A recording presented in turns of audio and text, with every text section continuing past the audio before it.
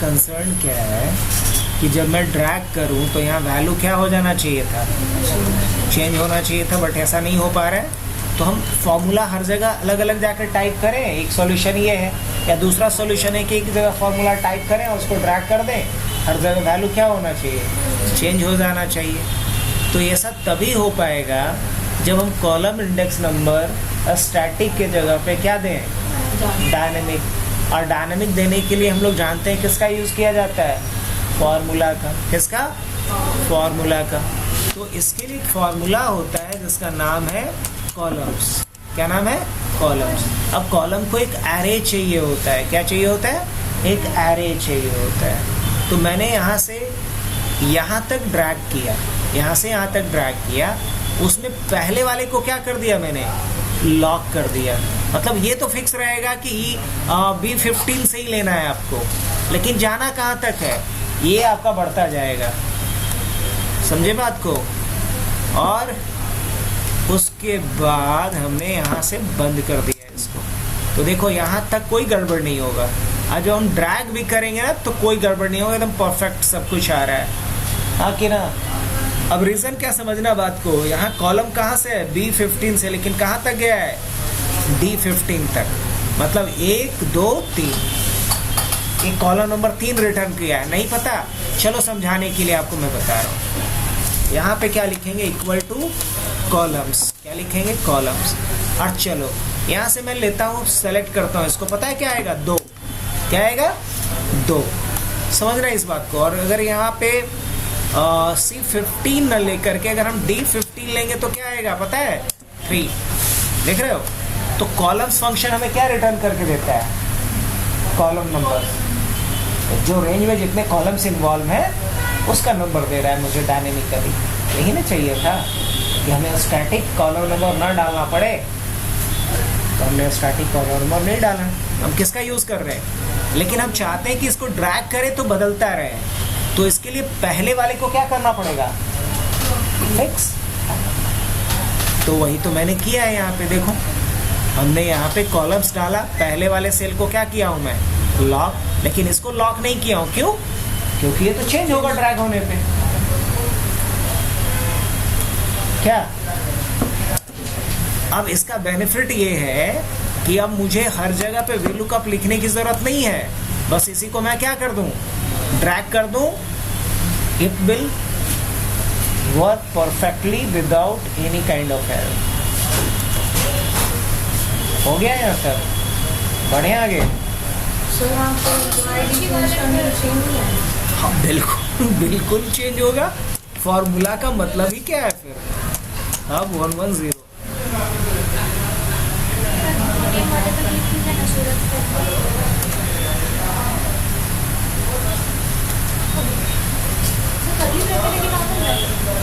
कहाँ पे? हाँ स्मॉल ब्रैकेट बड़े इसके आगे लिख ली। अब बढ़ा गया आगे।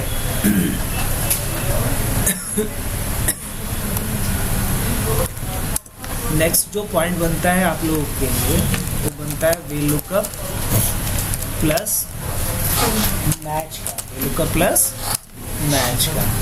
अब ये क्या होता है, VLOOKUP प्लस मैच क्या होता है और क्या करता है? तो मैच के बारे में जानते हो? नहीं, वो वाला मैच नहीं समझ रहे हैं। मैच यहाँ क्या करता है, तो कह सकते हो कि मैच रिटर्न करता है कॉलम नंबर और रो नंबर। या तो एक कॉलम नंबर रिटर्न करेगा या रो नंबर रिटर्न करेगा। कौन? मैच। अब जरा समझ ले कि कैसे कॉलम नंबर या रो नंबर रिटर्न करता है।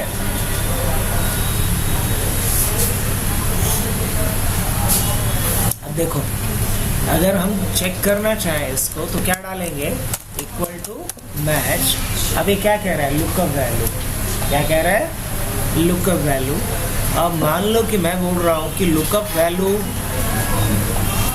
ये रहा, लुकअप वैल्यू ये रहा। अब ये कह रहा है लुकअप एरे, तो हम लुकअप एरे में डाल देते हैं। ये लुकअप एरे में हमने डाल दिया है पूरा कॉलम।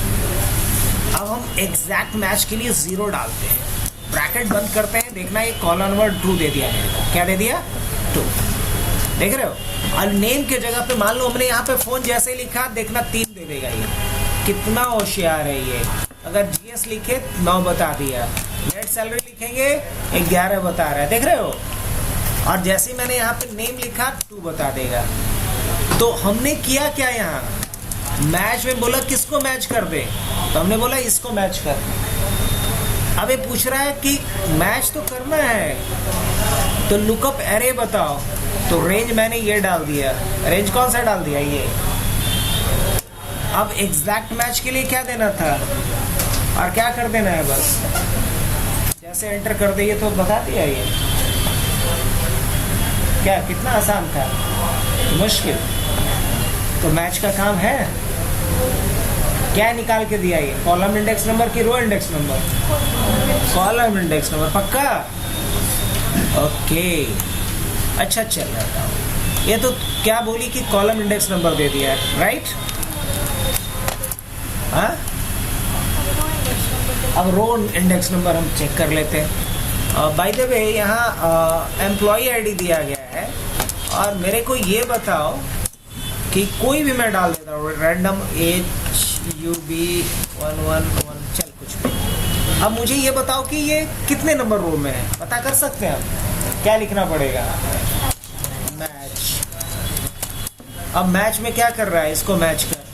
अब ये कह रहा है लुकअप एरे। लुकअप, तो क्या डाल देंगे इस बार? रो और 0।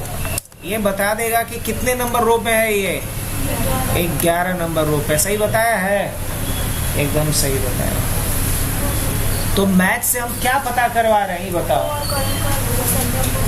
जब ये कह रहे हैं, हम बता रहे हैं, एक रेंज दे रहे हैं उसको, उस रेंज में बता रहे हैं कि बताओ कितने नंबर कॉलम पे है या कितने नंबर रो पे है। यही बात ना?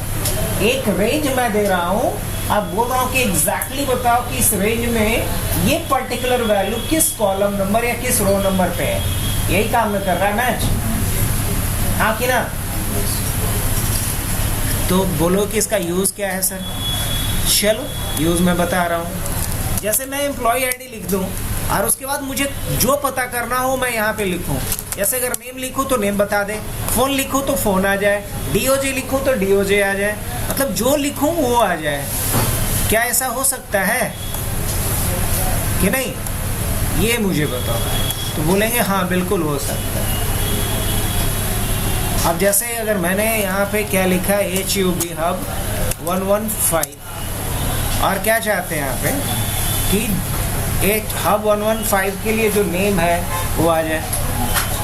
लेकिन अगर नेम के जगह पे मैं क्या लिख दूँ, DOJ लिख दूँ, तो क्या आ जाए उसका? डेट ऑफ ज्वाइनिंग आ जाए। कैसा हो सकता है? बोलेंगे हाँ बिल्कुल हो सकता है।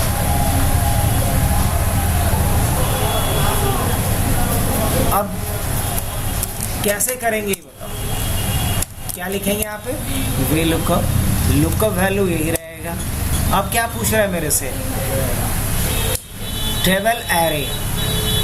क्या पूछ रहा है? टेबल एरे में हम लोग ये पूरा रेंज ले लेते हैं। अब क्या पूछ रहा है? Column index number. अब कॉलम इंडेक्स नंबर के जगह पे हम क्या डालेंगे? मैच। अब कॉलम का वैल्यू मांग रहा है मेरे से। क्या मांग रहा है? कॉलम का वैल्यू। तो कॉलम का वैल्यू क्या डालेंगे जो खोजना है मेरे को? ये ना, इसको खोजना कहाँ पे है मेरे को? खोजना कहाँ पे है?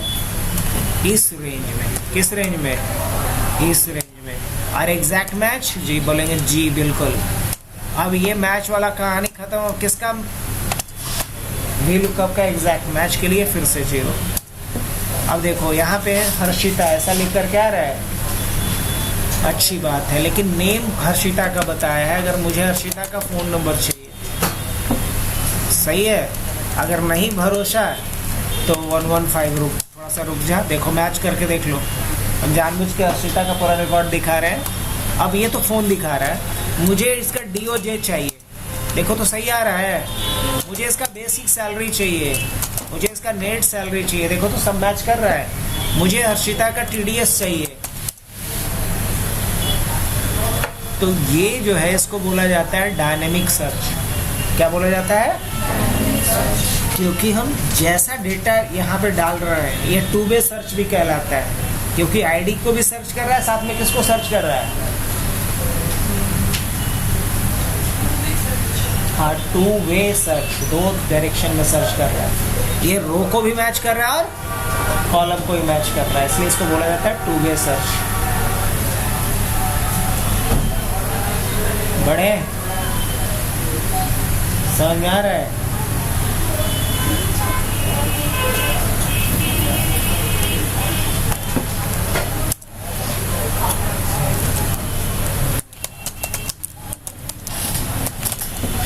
क्या बता देते हैं? Double VLOOKUP. ये क्या होता है? वीलुकअप, हाँ, 2 बार वीलुकअप यूज़ करना। वीलुकअप के इनसाइड में जो वीलुकअप यूज़ करते हैं उसी को क्या कहते हैं? Double VLOOKUP. अब डबल वीलुकअप के लिए डेटा भी हमारे पास होना चाहिए उस तरीके का।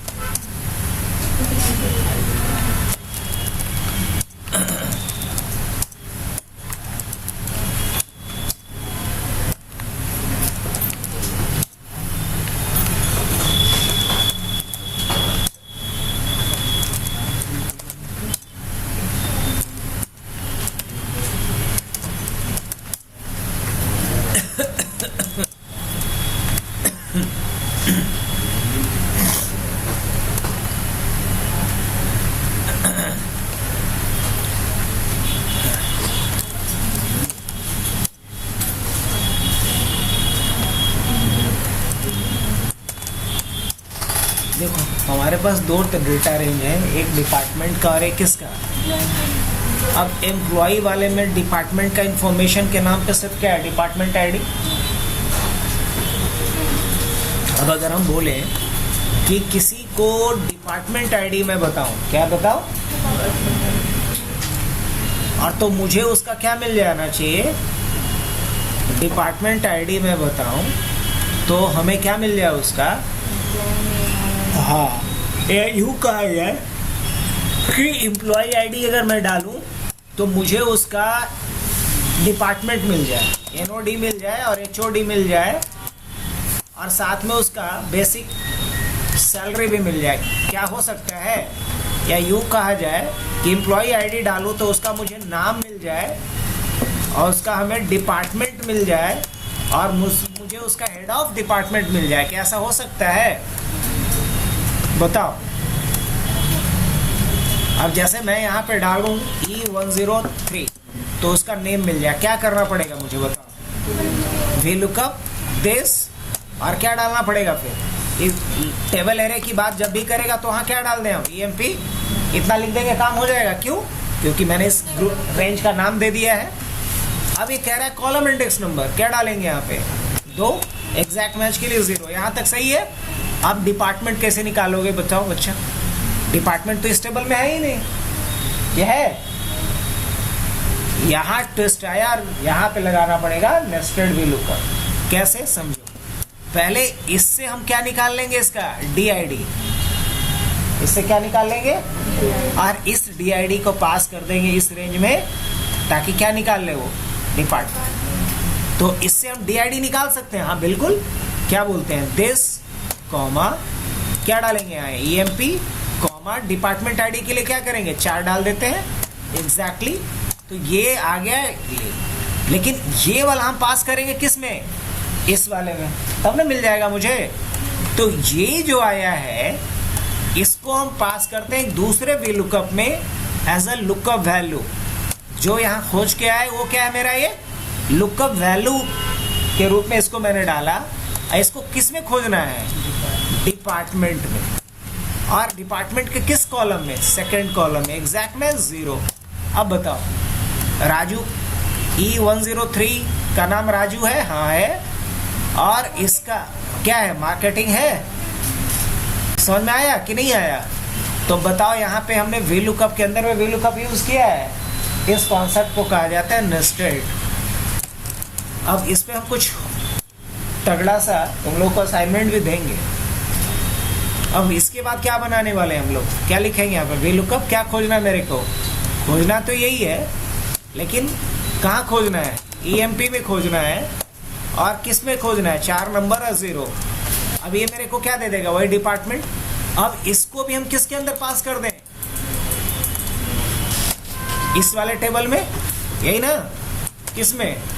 डिपार्टमेंट में। और कॉलम इंडेक्स नंबर क्या रहेगा इसका? 3 और 0। इसका हेड ऑफ डिपार्टमेंट कौन है?